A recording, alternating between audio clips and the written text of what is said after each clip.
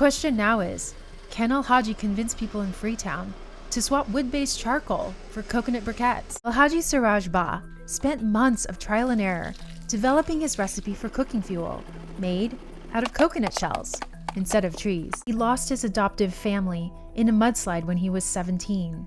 Before that, he spent years living on the streets, dreaming of the day he could launch his own business. Briquettes help prevent deforestation because they are produced from biomass waste. They are not produced from wood. He lives in a part of Sierra Leone that has lost 70% of its forest cover over the last 5 decades.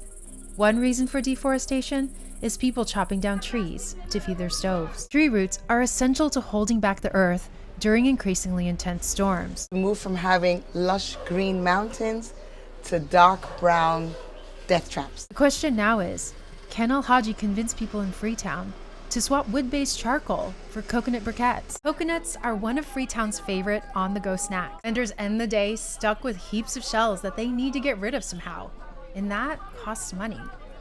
This was supposed to be waste. I'm going to pick it up for free. Alhaji says his company, Roguestall Trading, collects about 2 metric tons of coconut waste per week. So this is the backbone of our product. Workers clean the husks and shells and dry them for about a week.